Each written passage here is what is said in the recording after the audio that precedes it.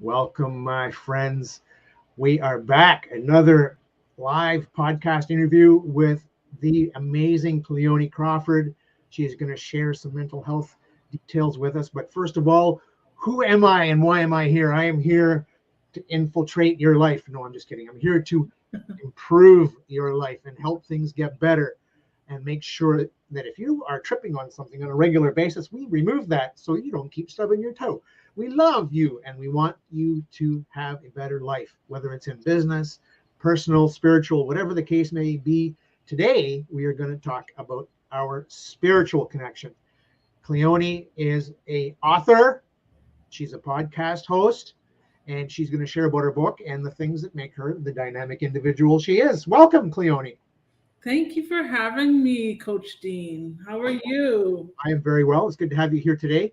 And the first thing I'm going to ask you to do is just share with us the thing that happened in your life that made you become the business person and the influencer that you are today. Well, what happened was bipolar disorder. So that happened in 2006. What happened, I was in my last year of university, and for years prior to that, I had epilepsy.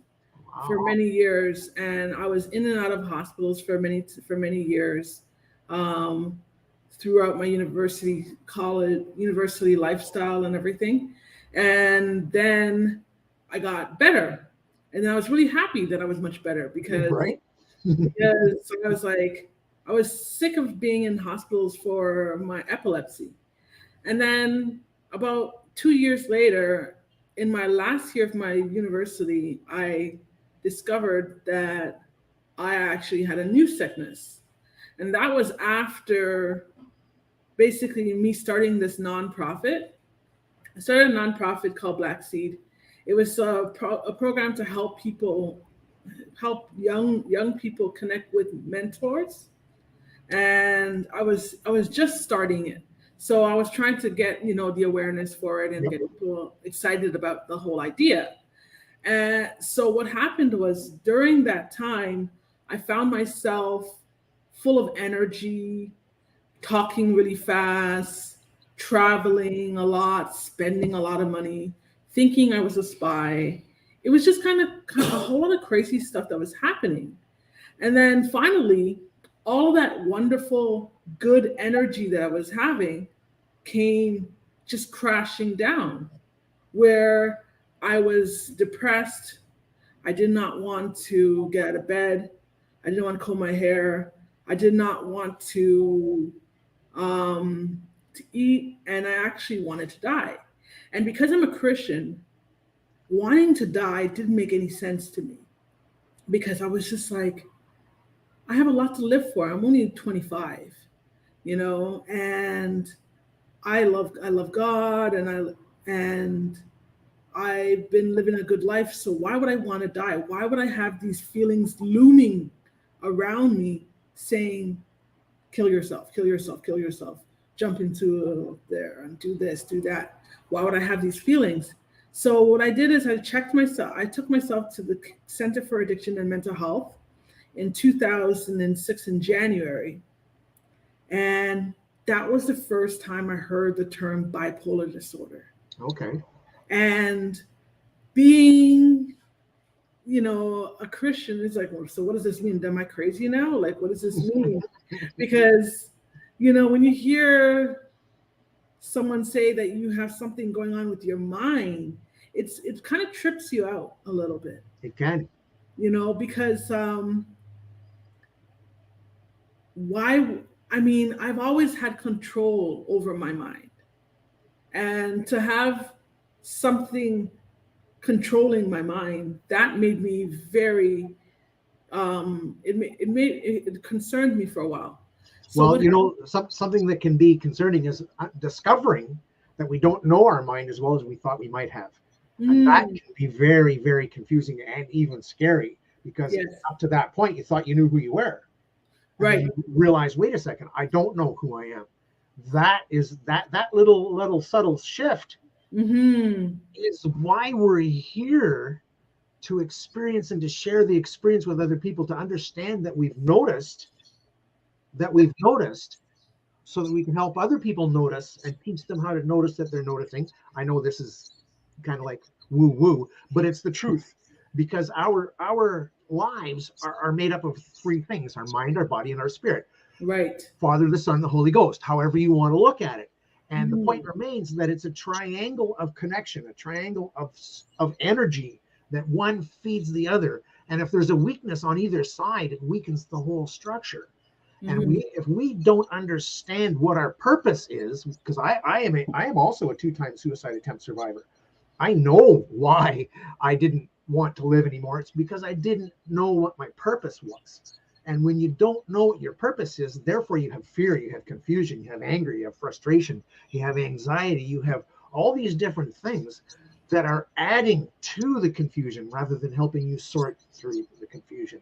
And when you strengthen that one side that is our weakest, that is when we start to repair and correct and give ourselves the opportunity to start to get back into a flow that's positive, that's something you want to share. Because as humans, as spiritual beings, that's our purpose, is to connect and to share and to let other people know, wait a second, you're missing the truth here. There's more that you need to see. And the catch is that our truth, or my truth, isn't the same as yours. So when I try to explain my truth, you go, wait a second, that's not what I understand or how I see it. The point remains, all I'm trying to do when I speak about the truth is to help each of us understand that there is a truth. And if you're confused or scared or anxious or whatever, you simply aren't aware of what that truth is for you. You may know of lots of other truths, but they may not resonate for your true purpose, your true character, your true self. So yeah, I just had to throw that in there, because I was just, as you were speaking, I'm thinking, wow, can I ever relate to what Cleoni is saying? Because I have so been there and done that and Mm-hmm. experienced it, and come to understand it from a deep, deep, deep sense of awareness, so that I can make deeper choices and be that much more helpful, not only to myself, but the people around me that, that are also on that same path or same journey. Now, having said that, you're going to encounter lots of people, because in business today, we're sorting, not convincing. You're going to meet lots of people that are just not going to resonate with who you are, what your purpose is, and that sort of stuff. It is what it is. This is It the way is you what think. it is. Yeah, and it's that there's a sense of division that the evil is trying to push upon society today. It's the darkness that's trying to separate us, and us, you and I, having the light of awareness and understanding, are the ones that are going to beat back that darkness and help save society in the long run. Mm-hmm. So our challenges are very deep, but the answers are so subtle and so powerful when you find out that subtle little switch, that little wee polarity change, that you realize, wait a second, I went from negative to positive and everything changed. That's what we're talking about, is that little change, but it has to be aware of the negative so you can choose the positive. Exactly. Yeah, so for me, what happened is when I realized that I had the bipolar disorder, then in my last year of university, I saw a psychiatrist for about 6 months. And when I saw that psychiatrist, I didn't need medication at that point. So I saw the psychiatrist for 6 months and I was better. For me, I was better. And didn't have an episode until 6 years later. Wow.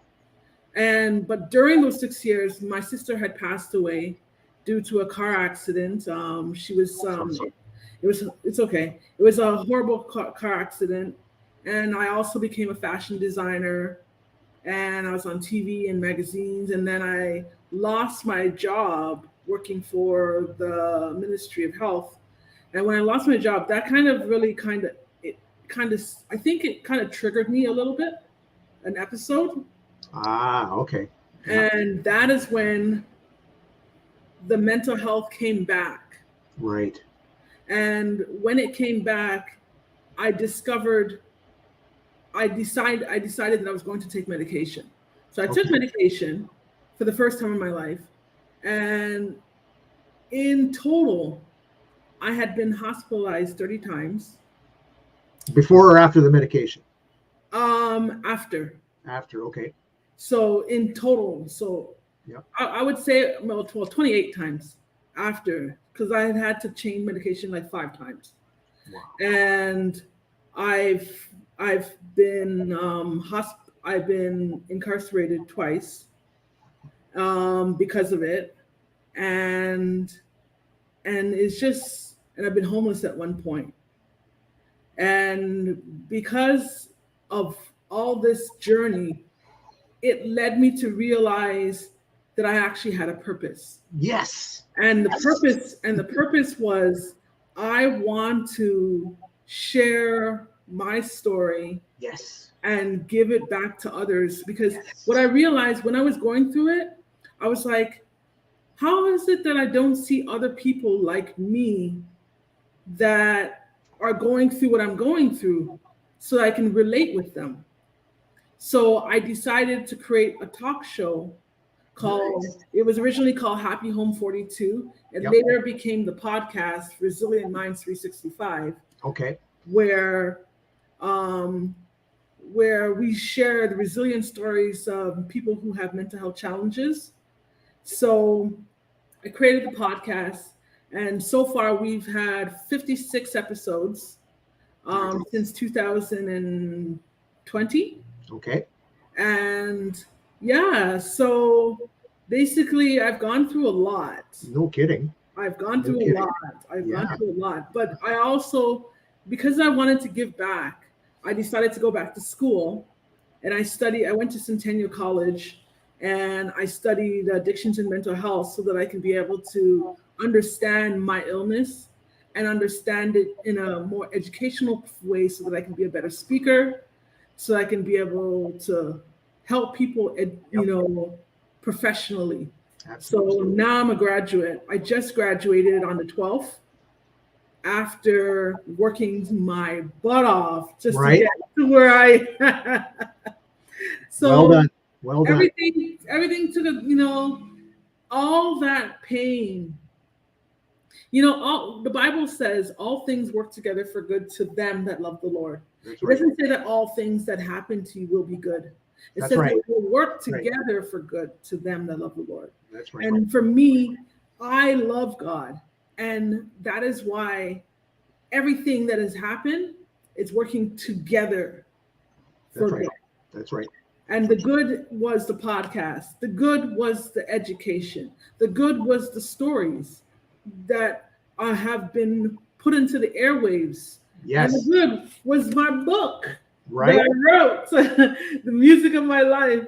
Not just this book, but I have 2 other books as well that became bestsellers, called 30+1 Resilient Stories and Landed for Success. So the good is just starting. I'm just starting. It's just starting. So that's why I would say I am who I am right now. Beautiful. And it's amazing how everything is so connected and yet so subtly, because as you were sharing with your scripture and your love of the Lord Jesus and so on and so forth, my growth has shown me an understanding that is more pure. It doesn't allow for the interference of man's perception of pure love. So what I've been through triggered me, if you want to call it that, or brought me to the precipice of awareness with respect to judgment and punishment. So I understand that pure love, or everybody should understand that pure love holds no judgment or punishment. Now, I understand the Bible doesn't talk about that. It talks about the wrath of God and the punishment and so on and so forth, your judgment upon your death and so forth and so on. I get that. I'm not arguing the point. What I'm sharing is that is more of a human construct than a divine construct, because as far as the pure love of Christ or the pure love of the quantum, the source, energy, whatever you want to call it, is the power of understanding that, let's just for argument's sake say that you have the inspiration to do something very, very powerful, and your mind, your heart, your soul, your spirit, your words, your actions are all powerfully intertwined in that one purpose. As far as the universe is concerned, your passion is pure. Your love for whatever that passion is pure. And it will provide circumstances that allows you to further that. The catch is morality. Is it an evil act or a good act? And that's the amazing difference, the subtle polarity shift that comes into play. That is why we start using judgment and punishment to correct that morality, and to be in a place where we don't have to worry about the lunatics that think that this evil act of murder or genocide or whatever is actually for good. Love never has death through punishment or some form of judgment as an act of love. It doesn't happen. It's not an act of love. It's an act of control through men's weakness and perception of the truth of love and the power of it. So this is one of the things I've been through because of my 2 attempts at suicide, and all the things I've been through with respect to the drugs, the crime, all the different volunteering in prison, as only because I never got caught. And here I was going into prison as a volunteer because I understood what it meant to be on the wrong side of that. And then come through and see, wait a second, what an asshole I was. I was such a jerk. I caused so much pain, so much hurt. I need to make a difference. I need to change that. And so that is the depth of the passion for my understanding of my purposes. It wasn't so much about what I went through. Yes, I had to learn lessons and get to where I am because we're all in the right place at the right time for the right reasons. But I had to be able to be aware, to notice that I'm noticing the damage that I caused in the meantime through all my ignorance and anger and frustration and all those years of not having a clue who I was or what my purpose was, and just causing damage, not even knowing any better because it was what I was taught to do by society, by my parents, by friends, by school. But man, I learned, and thank you, Sharon. We have a viewer that's been commenting for the last little while. I didn't want to interrupt the flow of the conversation. But she made a very valid point. Thank you, Sharon, for saying we've learned and now we're doing so much good. And that is the point. I shared the comment because, Cleoni, that's what we're both doing. I didn't mean to take over the stage on you there like that, but I wanted because I wanted to make sure that there's anybody that views this now or as a replay, they get both perspectives, because there's a lot of people out there that are deeply Christian, as I have been in myself. I preached and studied fundamental baptism for 10 years and went through the philosophy and all the studies and the training and all the craziness that you could even imagine, because I ended up preaching to people, the congregation, the 50 plus group, the parolees, the people that were about to be released from prison, the prisoners. The teen group used to come to my house, and I used to offer my wood shop for the private Christian school that my kids went to. So I've been there, I've done that. I understand all the different aspects. The problem is that not enough people understand the truth of why we have all these problems and why we go through all these challenges. It is for us to understand our purpose with perfect clarity, so that we never doubt again. And all we ever do is take pure steps. 1, 2, 3, 4. This is what I am here for, to make myself better, to make other things just become the greatest that we possibly can for other people as we ourselves grow. I had to share that, Cleoni. Thank you so much for being patient with me. No problem, no problem. But they also say that there's a scripture that says that I may know him through the fellowship of suffering. And when you suffer, you get to know Christ in his entirety, because he's gone through a lot, and you get to know you get to know so much about who he is, and you get to fellowship with him more because of the suffering that you've gone through, the things that you've gone through. it actually builds your character. Yes. It builds your character. It builds your strength, your resilience. It shapes you and it molds you into a Christ-like figure. So yeah, so that it's important That's right. to go through some pain in life so that you can actually be able to even get a glimpse was that he went through Right. when he was on earth. That's right. That's right. Yeah. And the beautiful thing is that fellowship, that connection is what it's all about. That understanding that everything you go through is meant to teach us how to be that much better, how to level up who we are and what we're able to do. Our experiences, our awareness, so that we notice that we're noticing that problem is just the next step. It's not a sentence. Mm-hmm. It's nothing more than a challenge. And a lot of the times people limit their challenges rather than challenging their limits. The thing is, the limits are there to protect you and keep you from becoming who you are meant to be. Drop the limits and be unbridled. Be that powerful being that you're able to be. Don't let things hold you down. Let those things that you think are holding you down power you up. Mm-hmm. By learning how to defeat those things, because you're not alone. Other people out there are facing the same stuff and struggling the same way and having the same stuff that makes them want to kill themselves, right? And be in that place where there's no purpose for my life. Give me a break. You are struggling like this because you have a powerful, powerful purpose and a message once you discover it. Don't give up. Don't stop. What the hell? Excuse my language. You need to get through this, not to give up. There is no success in giving up.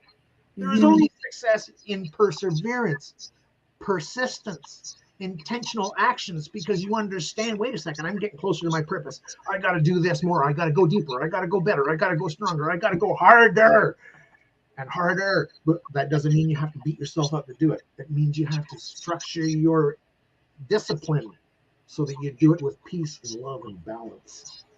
That's the part that people miss. Right. Definitely. Now, Sharon has a bit of a comment here where I'm just going to let us read it. There you go. Yeah, 100%, Sharon. Yeah. That's a good comment. It is. And, the thing is that as a coach, we learn from our clients as much as we teach them, right? And just like Sharon, there goes Sharon. Some more good words from Sharon right there, right? So, Cleoni, yes, what would you say in your growth, in your path, would be the one lesson that actually uncovered the most of your truth and got you to the closest, the most powerful passion that you have now? That's a good question. What's the one thing? I count my relationship with Christ as the one thing. Okay. That has definitely helped me to accept myself. Yep. With the flaws that I have. My relationship with Christ has helped me to accept myself. Okay. Because it made me realize that I am wonderful. I am fearfully and wonderfully made, whether I have bipolar or not. That's right. And it also made me realize that, all things, like I said earlier, all things work together for good to them that love the Lord. That's right. And so my faith has been the cornerstone to help me recognize that just when you read the Bible, you read about so many different characters, right? So many different characters that gone through so many different hardship. And I can relate with many of these characters, and I can use them to help me understand my own life. Yes. You know what I mean? Because I've gone through many of the things that they've gone through, whether it was suicide, whether it's addictions, whatever. So there's just so much stuff in the word that you can use to relate. And for me, I would say it's the word. That's awesome. And the beautiful power of that is the word is alive. Yeah, It grows and lives with us. And what I mean by that is this. it's a living word. Yep. So one of the things that was a powerful truth for me, as that spiritual leader in the fundamental Baptist world, was an understanding that I can read a passage 1,000 times before it actually means something to me, because I have to have the experience that passage is actually talking about before I'll actually understand the true depths of that passage, that message, that story. I'll give you an example. So the book of Proverbs, 31 chapters. There's a reason for that. There is a very simple reason for that. We've all heard the expression, the proverbial so-and-so, the proverbial this, the proverbial that. It comes from the phrases, the lessons, the teachings of the book of Proverbs. The reason there's 31 chapters is because no matter which day you choose to go back to reading the Bible, because we all stop at some point, there's be one or more days where we have not read the word. All you need to do to get back into the flow is go to the book of Proverbs on, let's just for argument's sake, say the 4th of the month, which is today. Go to Proverbs chapter 4, and I promise you there'll be something there valid to the day that you are experiencing. I promise you that, because you want to know why? It's never not happened to me, and I've read that book many times. I've lost track of how many times I've read that book. I have read that book so many times. I love that book. It's a wonderful book. And the thing is, I don't care. I don't say which one was the last one I read. I say, what is the date today? And I go to that one. Mm-hmm. It's the simplest power, because why that book, that particular book, the book of wisdom, designed that way. It's made for that. That's what it's made for, right? And it's a progression that doesn't need subsequent activity. It can be, it works perfectly with the progression of your own personal life, which is amazing. And yet a lot of people don't grasp it. And the point of me saying this is the truth, the power of the truth is always subtle.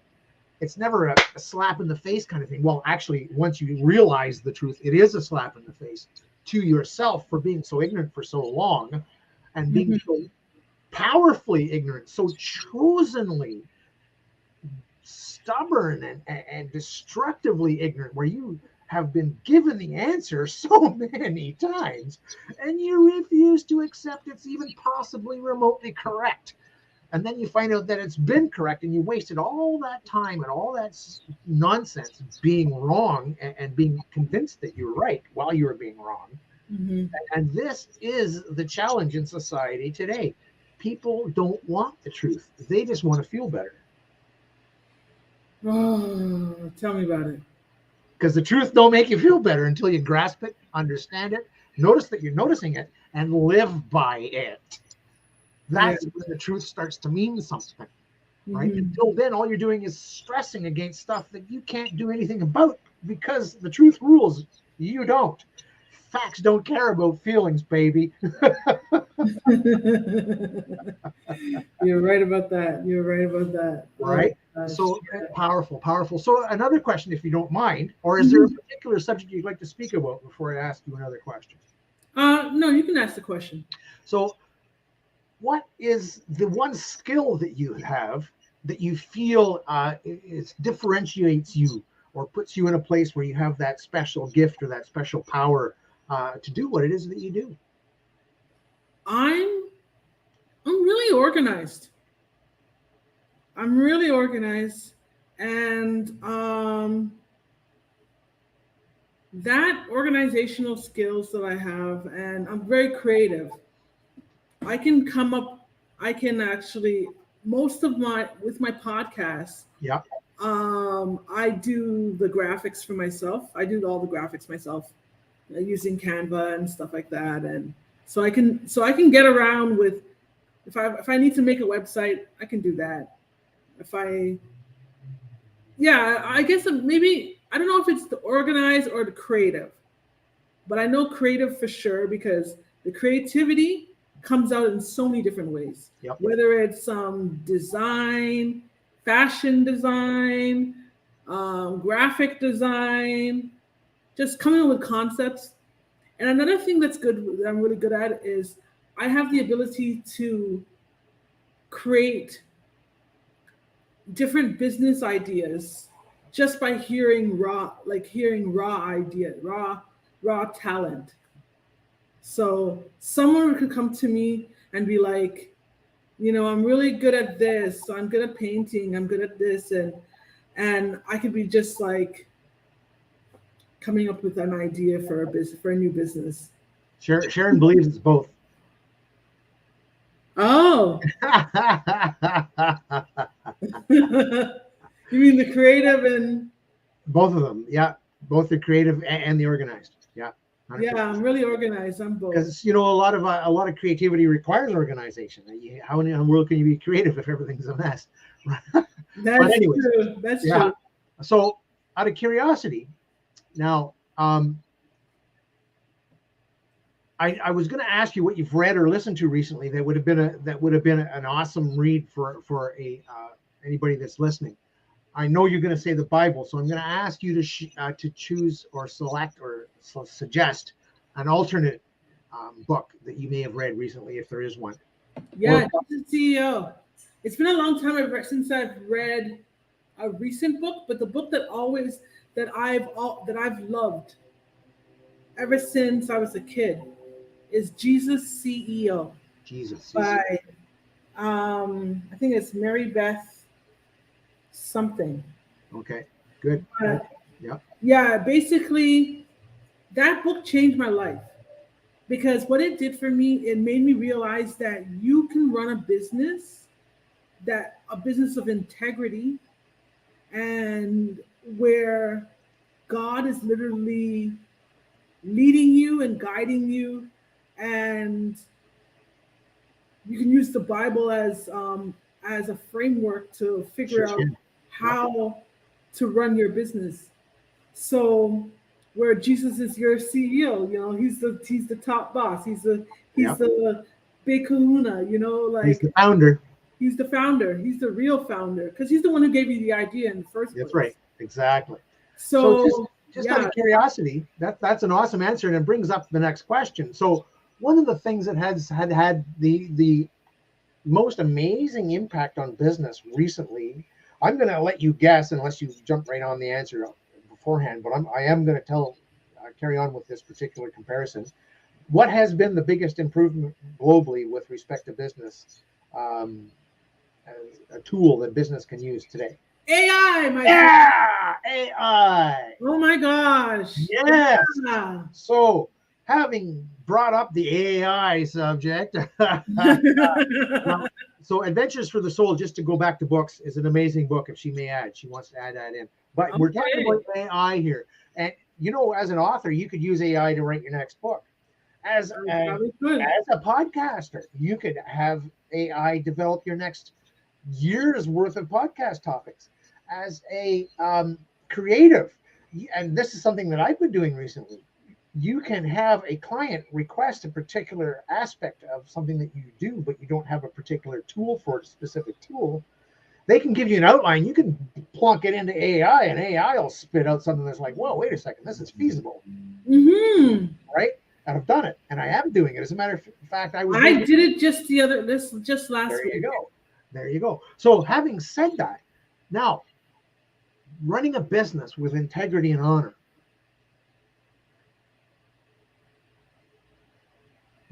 do you do that? Can you do that with AI, or is AI an evil thing that we should avoid? I don't think it's an evil thing. I think it's something. It's an aid, because first of all, you have to give it prompts. It doesn't just do the work for you. You have to give it effective prompts so that it could be able to tell you to spit out whatever information that you're trying to get it to spit out. That's right. Um, it's up to you. It's how you use it. It's like using, I don't know. Well, it's as simple as garbage in, garbage out. Really, Yeah, garbage in. Yeah, yeah, yeah, exactly. yeah. And so the thing is that there's it's very powerful if you put it to use properly. There's been a lot of stuff that's improved over the past little while. Like for example, there's Chrome extensions that improve the AI experience. Yeah. And you know and Sharon, of course, right? Yeah, it just depends on how you use it, just like any other tool, right? So and the thing is that, you know, and I don't want to bring up politically sensitive stuff, but it's not the gun that kills the person, it's the person holding the gun that kills the person, right? Right. So AI is only a dangerous tool if you put in you know, if you have some dastardly goal in mind, that's when AI is going to be evil. So, and the thing is, it's programmed to avoid that and to report it as well. So, you know, that brings up something with respect to privacy. Do you trust AI not to share sensitive material that you may put in? Now, of course, you shouldn't put in sensitive material, but let's just say, for example, you're doing something with AI and you put in something of your own with a link, which AI now has access to the web so it can read your link. Excuse me. Do you trust that? How do you feel about that? No, I don't trust it. No? Give me a reason why. Um, I not for sensitive information. I think you should use wisdom when you're putting Absolutely. anything. Use Absolutely. wisdom when you're putting stuff in on anything to go when it comes to the web. Use wisdom. Period. Because you don't know whose eyes can will be watching over your stuff, and that's all. Yeah. Right. And so the reason that I bring that up is because it happens to become a topic of conversation in many circles. There's a lot of pros and cons, if you wanted to say that, with respect to. But what I've discovered is that I only know the things that I've studied. There's a ton of stuff I don't know. There's far more stuff I don't know than what I do know, by a long shot. But AI has access to that information. And all I have to do is say, hey, how do I do this? And like you said, the prompts. So always say things. So you can even set up preset prompts now, so that you can say, use this prompt and do this, and different add-ins that you can allow, that you can say, you know, do this or that or this or that, depending on the plugin or the add-in. But it's become quite powerful with respect to being able to direct it to the place where you need it the most. If it wasn't for AI, I wouldn't have been able to create 9 out of 10 of the formulas that I've created in my Excel sheets that I've been building in the last little while. And with respect to content that I can't find in a Google search, for example, right? It's better than Google. It's amazing. So we just have to be aware and hold our integrity, right? Right. And hold that honor and be in that place where we learn our lessons and share the lessons. It's like, you know, understanding when you see something on your phone, you know right away, without the notification that, no, I'm not answering that. That's a suspicious phone call, right? That sort of thing. And that's the awareness that we're talking about. So yeah, absolutely. And you know, we're getting close to having to finish up our time, so I don't want to keep you past time. Is there anything that you wanted to share before we get off the call? Well, since you asked, I definitely want to tell people about my book. Oh, awesome. Yes. That is this book right here. Yeah, I wrote a book about my journey with mental health. Nice. It's about music therapy, the power of music therapy, and how it connected with the bipolar disorder. It's called The Music of My Life by Cleoni Crawford. Awesome. By me. That's me. Beautiful. Yeah, so I wrote that book, and you can get it on Amazon. And if you want to follow me, you can follow me on Instagram. And I'm going to show a link for you there. There's your Instagram, one of them. One of them. Yeah. And then the other one that's the other one. Yeah. And also I'm also on Twitter, I think. Yeah. Yeah, Resilient Minds. Yeah. And then there's Facebook right there. There's Facebook as well. And that's your website. And that's my website. Awesome. Yeah. So I'll make sure all this gets in the comments in the show notes, so we can make sure that everybody has an opportunity to connect with you. Anybody wants to reach out and connect with Cleoni, what is your offer? What is your biggest offer? What is it that you do specifically? Your primary offer? Well, right now I have a podcast. Okay. So I'm looking for people who have stories, who want to share their story on my podcast about mental health. Okay. And I'm just simply trying to raise awareness for mental health so that people can know that no matter what you are going through, you can strive, thrive, and live a life of abundance despite your mental illness. It's not a death sentence. It's not going to hold you captive, and it can't. It can actually enhance parts of your life if you allow it to. So right now, that's what I'm doing. Is I'm just looking for guests who want to come on the show and share their story with me. Awesome. So if you want to do that, just check out my website. On the website, it has my calendar. Beautiful. And you can actually book some time to talk to me. And that would be this link right here. CleoniCrawford.com. That's correct. There you go. Yeah, awesome. Okay. So listen, that's awesome, Cleoni. Thank you for your time today. I really appreciate having you on. It was an awesome conversation. Thank you for letting me share my stuff with you because it's relevant to what you were talking about. So that's all good. Mm-hmm. Awesome. If anybody wants to reach out and connect with Cleoni and you're not sure how to do it, you just reach out to me and I'll connect you with Cleoni. I'm happy to do that for you. And anybody that enjoyed this content today, by all means, like, subscribe, follow, do whatever it is that lets me know that you were there and lets the algorithm know that you were there. Yeah, definitely. The algorithm. All right, my friends, and Cleoni, thank you so much for a great day today. And thank you, Sharon, for being giving us so much content and so many comments. You're an awesome participant. Thank you, everybody. Have a great day. See you next time, everybody. Bye. Bye. I just got to do this branding thing. I love this part right here. Here we go.